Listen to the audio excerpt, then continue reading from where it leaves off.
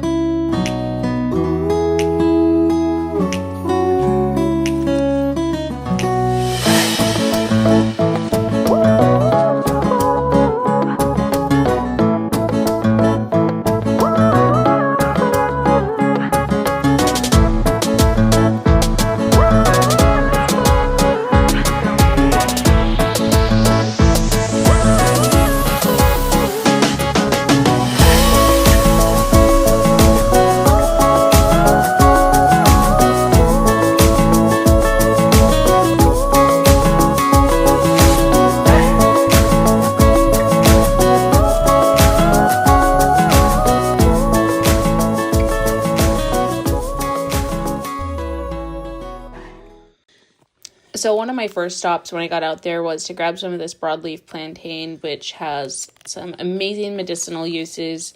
First, of course, you've probably heard the old saying that if you chew it and put it on a bug bite or a bee sting, it will take out the poison, which is actually true. But also, I don't know what I was saying here, but when you're looking for lobster mushrooms, look along the sides of the road.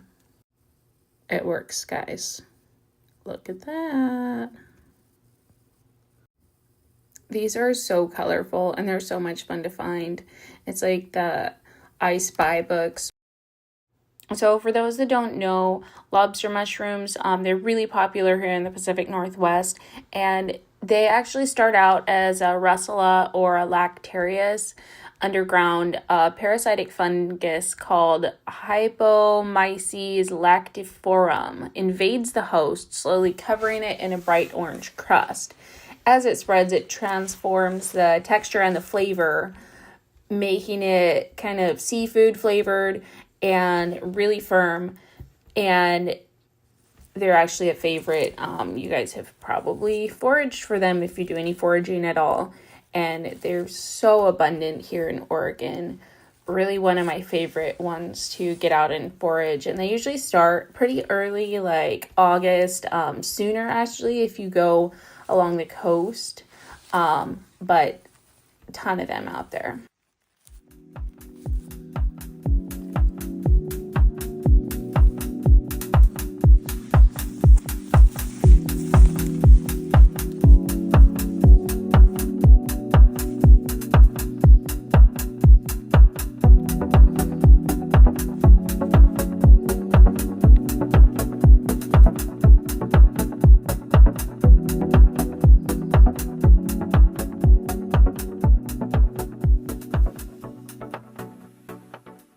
Another easy way to find lobster mushrooms is just to take a bike, ride around, keep your eyes peeled on both sides of the road, look for something orange over the edges. I think I can see one right down there. Guys, it worked. Look at this. No sooner had I finished. Blue huckleberries. Haven't even found too many of these this year. Here they are. Salal berries. For those that don't know, salal berries are a traditional Native American food, and you can also cook really yummy things with them. Grab the cookbook if you want to learn how to do that. So if you're looking for chanterelles and it's early season, we haven't had a lot of rain yet, one of the primary areas that you're going to try to target is areas with a lot of like low ground cover. So let me show you what I'm talking about. So we're on this like over covered logging road, which is kind of open-ish, right? But if you go down here, you see there's extra Oh, there's a grouse. See, the grouse like to hide in this too. We're going to pause right there just to see that the Eat Off the Land cookbook also has recipes for grouse and wild bird game that you might harvest while you're out there grabbing some mushrooms. Okay, back to the hands-on stuff. Good in here, you can see all this extra covering, and what you want to do is you want to just look under these salal bushes. Let's check. Okay. See, there we go. You can tell these guys are pretty early season. Very thick, small, sturdy, and they've also been here for a little bit because they're starting to get mold on the edge. Still plenty good though. Another great to target spot can be these little tiny dips where there's a lot of moss. It's a little bit more secluded, covered than the rest of the forest, so it's like that. See areas like this where there's a little bit of moss opening between ground cover, spots like that can be great. See right there? Check it out. Coming over to look, and I already see a whole bunch, like a lot. There, there, there, over there, more over there. There we go.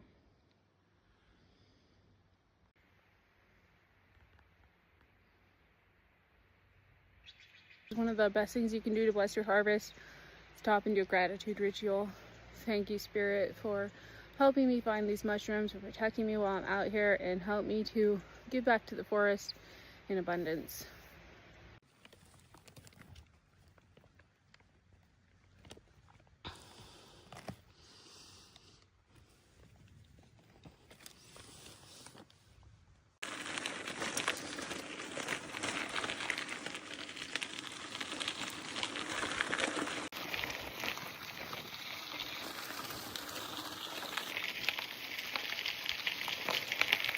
Best life.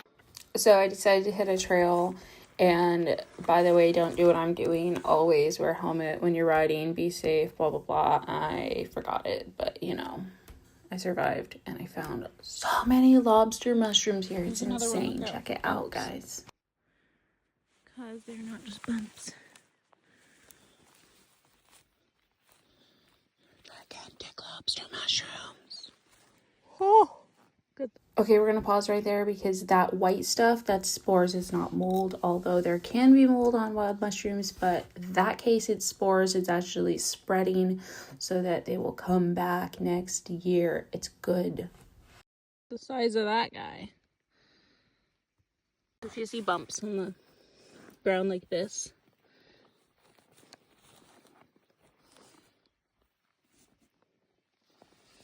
oftentimes that's a sign. You can see what lobster mushrooms are. They are a parasite, or they are a russula that has been taken over by a parasite that turns them orange. A good parasite. Probably a bunch more under this little pile here. So you guys can see that it looks like I'm taking a lot here, and I just want to clarify that with how many there are out there, taking enough for a bag full is not a big problem. However, different spots have different numbers. Make sure you always leave about a third of what is out there so that the wildlife can eat it. And also be aware of laws, guys. I go into this more in Eat Off the Land, but if you want to harvest from a place, make sure you know that you're allowed to harvest from it. Make sure you have your permit if you need it. This stuff is not a joke, and it's not something that you want to get wrong.